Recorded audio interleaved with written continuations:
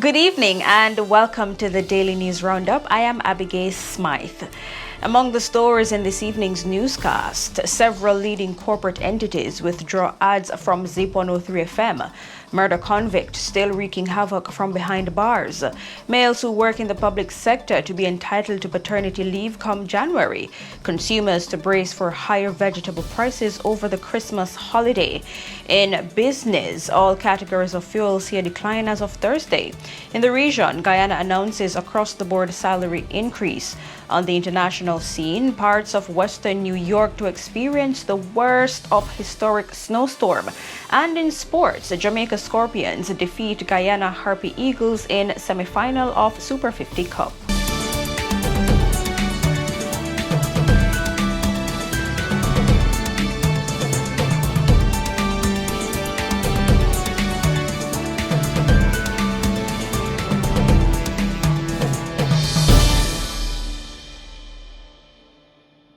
Now for the news in detail.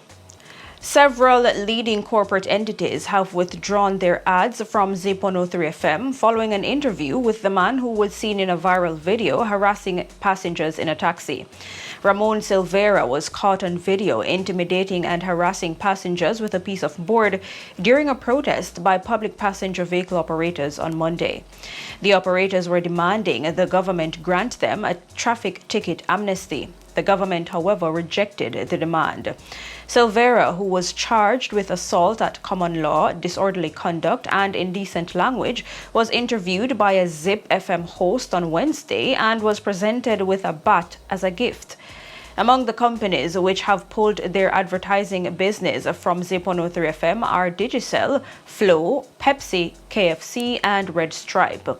In the case of Digicel, they've announced the withdrawal is for an initial 30 days, saying, like many Jamaicans, it found Zip FM's recent actions unacceptable. The video has triggered outrage from many Jamaicans who found the actions of the presenter to be of very poor taste.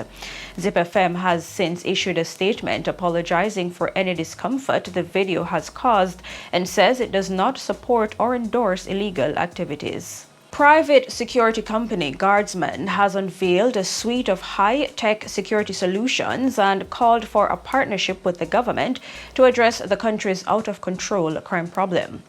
Dubbed the Guardsman Metaverse, the options promise an innovative, new integrated approach to security, inclusive of highly trained security guards combined with sophisticated technology, including artificial intelligence, powered cameras, cyber intelligence, aerial surveillance, and a new mobile app. Several ministers and opposition members have agreed with the need for more collaboration between the private security industry and the government. In addressing the Minister of National Security, Dr. Horace Chang, Guardsman Executive Chairman Kenny Benjamin says, quote, "For us to deliver more seamless and intelligence-powered solutions to deal with crime in our island nation, as a leader of the largest security company in Jamaica, my team and I are in a unique position, and along with our national security, we can play a critical role in diminishing crime in Jamaica," end quote.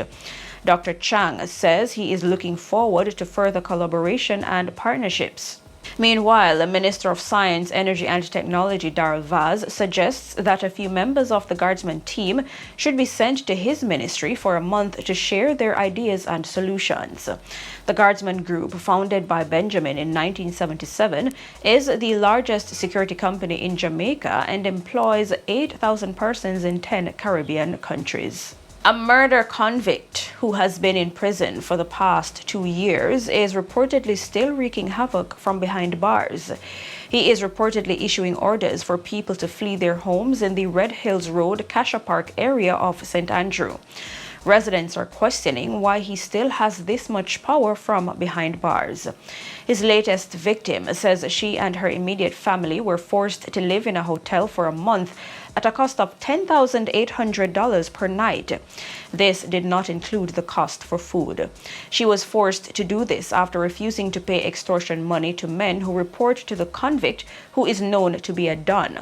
She says she had to pull her kids from school as the Don sent his cronies to inquire about them. The woman says numerous people have fled the community in fear of their lives, pointing out that one woman in particular had to flee because thugs linked to the incarcerated Don claimed she was selfish and did not want to pay extortion. Eventually, they firebombed her house. She says the Don has taken over several houses so he can rent them to make money for himself. She says he also has family members and children who he calls on the phone and sends around to specific people he wants to talk to, and if they refuse, they are under watch. The woman says even her children have to be looking over their shoulders. Another woman who had to flee the community 2 years ago due to fear of this same Don says her life has been a living hell. She laments that after working hard to build a house, she cannot understand how one man can decide from inside prison that he wants to rent it out to maintain himself. She has been left in the cold, sometimes having to sleep on the ground. In 2020, the Don was accused of compiling a death list from behind bars, ordering his subordinates to carry out hits on people who refused to pay extortion. One victim, 46-year-old Marva Govey, was shot dead on May 24 that year. Govey was allegedly ordered to pay $50,000 after she had held a round-robin party but could not meet his demands. Another victim, 26-year-old Chef Philando Clark, was shot dead on May 31, 2020. The hunt is now on for 4 men who escaped from the Ocho Rios St. Ann lockup in August. Commanding officer for the St. Ann Police Division, Senior Superintendent of Police Dwight Powell, says efforts to find the men have so far proven futile. He says investigations have led them to neighboring parishes, but there is still no word on the whereabouts of the men. On the run are 40-year-old Terence Harrell of Claremont St. Anne, who is charged with shooting with intent, 42-year-old Dennis Colburn of Islington St. Mary, who is on a rape charge, 22-year-old Javar Grant of Prairie St. Anne, charged with illegal possession of firearm, and 30-year-old Jermaine Rogers of Mile End St. Anne, who is also charged with illegal possession of firearm. The men reportedly used implements to cut away at the gates of the cell to escape. SSP Powell is again appealing to the public to report the fugitives to the nearest police station if seen. The police are also reminding the public that harboring a criminal is an offense. 4 men were arrested by members of the Lotto scam task force in St. Anne on Wednesday. The men were apprehended in a raid in the exchange section of the parish. One Toyota Crown motorcar was also seized. 23-year-old Ramar Renardo Brown of Jacksontown Trelawney, 26-year-old Kemar Antonia Powell of Exchange Ocho Rios St. Anne, 34-year-old Nicardo Dillian Skinner, a plumber of Toptown Clarkstown Trelawney and Exchange St. Anne, and 19-year-old Richardo Gladstone Thorpe of Toptown Clarkstown Trelawney and Exchange St. Anne were all charged for possession of identity information. Effective January 1, 2023, males who work in the public sector will be entitled to paternity leave. Minister of Finance and Public Service, Dr. Nigel Clark, made the announcement on Thursday while speaking on Nationwide at 5. Dr. Clark says parental leave for both males and females who adopt children will also become a reality effective January 1. This follows a series of consultation with public sector unions and other stakeholders on the initiative that was announced earlier this year. The minister says expansion of maternity leave for women who work in the public sector also takes effect in January. Women will be entitled to 60 paid vacation days. One staff member of the Homestead Primary School in St. Catherine is decrying the high levels of indiscipline among students at the institution. She says the school's environment is hostile. She says the teaching and learning process is oftentimes disrupted as the students are out of control. She says on one occasion a student stabbed another student with a pencil. The staff member says on Thursday a male student went into a teacher's class and assaulted her. The teacher, she says, took up her phone attempting to video the incident, but the student slapped the phone from her hand. It's reported that the student grabbed the teacher, tore her clothes, and kicked her. The staff member says a meeting was held last week with parents, but that changed nothing. A member of the constabulary visited the institution and spoke with the students, and that also had no effect. Reggae singer Savannah, who pleaded guilty to death by dangerous driving, was sentenced to pay a fine of $300,000 when she appeared in the Westmoreland Circuit Court on Thursday. The popular entertainer, given name Anna Blake, was also banned from driving a motor vehicle for the next 2 years. In delivering the sentence, Justice Courtney Day said he did not have adequate information to apply the weight of the law against Blake, who reportedly had hosted a party in the deceased woman's community where she had a rift with her family.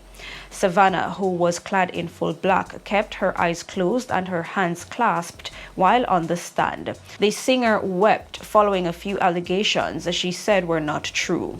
The facts of the case are that on May 25, Savannah was traveling along the Scott Cove Main Road in White House when the Honda City motorcar she was driving collided with a Honda Fit traveling in the opposite direction. Ordia Cordiel, who was in the Honda Fit, sustained severe injuries and was admitted to the Black River Hospital. She later died on May 30. Blake was subsequently arrested and later charged on June 1. The resumption of the Klansman One Done gang trial in the Home Circuit Court has again been delayed. The long-standing trial, which was last adjourned in September, was slated to resume on Friday, with presiding Judge Chief Justice Brian Sykes set to begin his summation.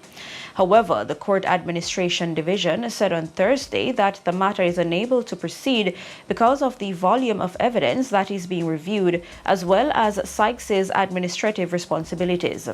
The agency says the case has been postponed until the Hillary term of the Home Circuit Court.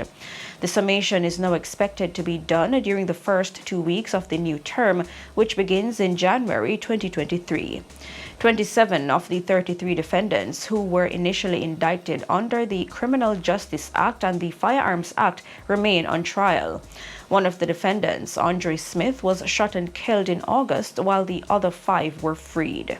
Consumers are being reminded to brace for higher prices for vegetables over the Christmas holidays. President of the Jamaica Agricultural Society, Lenworth Fulton, says the continued unstable weather over the last several weeks has had a negative effect on a number of crops, and adds that farmers are struggling to produce sufficient supply of vegetables in time for Christmas. Among the crops that are expected to be in short supply are tomatoes, lettuce, cabbage, sorrel, and Irish potatoes. He notes, however, that there will still be adequate supplies of crops like cucumber, okra, and string beans. The National Identification System NIDS is expected to roll out in the second quarter of 2023, following the completion of a pilot program in December.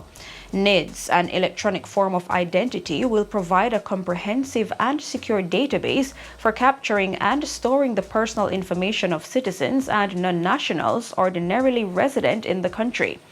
Members of the Jamaican diaspora will also be able to register for the new identification card.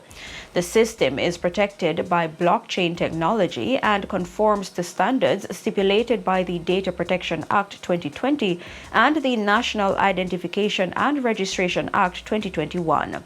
24 post offices across Jamaica will be retrofitted to serve as enrollment centers. The facilities will be outfitted with high-speed internet and technological devices to accommodate enrollment.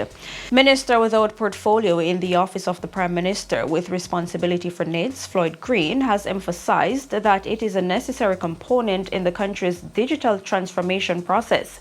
He says the government wants no one left behind, as they are finding ways to utilize the technology to make the provision of government services more efficient. In business, effective Thursday, all categories of fuel saw declines. A liter of 87 and 90 gasoline will sell for $4.50 less. This is the lowest ex-refinery rate for these categories since the 4th week of February this year. Diesel, ultra-low sulfur diesel, and kerosene will also go down by $4.50.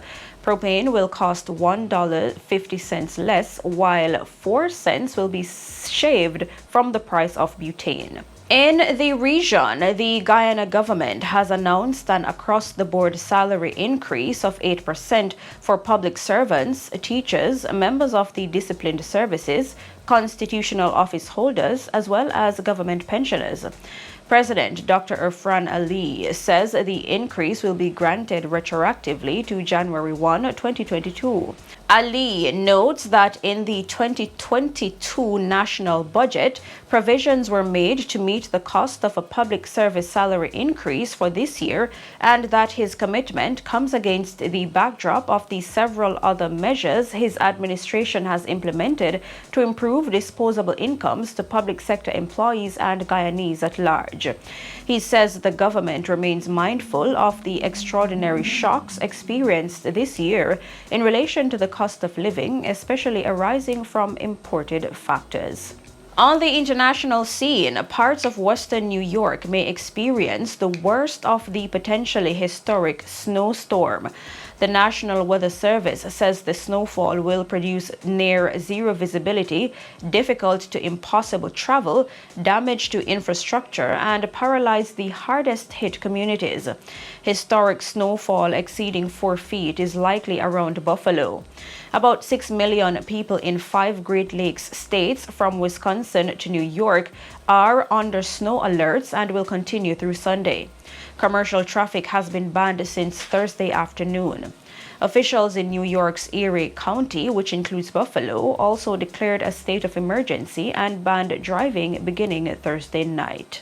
And in sports, Captain Rovman Powell stroked a masterful unbeaten century to lead Jamaica Scorpions to a 3-wicket win over the Guyana Harpy Eagles in semi-final 2 of the Super 50 Cup in Antigua. The right-hander stroked 105 runs from 92 deliveries with 7 fours and 3 sixes, which enabled Scorpions to reach 322 for 7 off 48.1 overs, chasing 319 to win. It was the highest score in the tournament made by the Scorpions, with opener Brandon King chipping in with 64 from 49 balls and contributions from Alwyn Williams 45 and 22 from Andre McCarthy. Javar Royal with 18 not out hit the winning runs to put Scorpions into the final, where they will face Trinidad and Tobago Red Force. And still in cricket, West Indies under-19 women's cricketers suffered a crushing 9-wicket defeat to India B in their quadrangular T20 series in India. After losing to India A and Sri Lanka in the opening 2 matches, the West Indies were shot out for 44 in 16.5 overs. And that's it for your news roundup for today and for this week. I am Abigail Smythe. Have a great weekend and see you next time.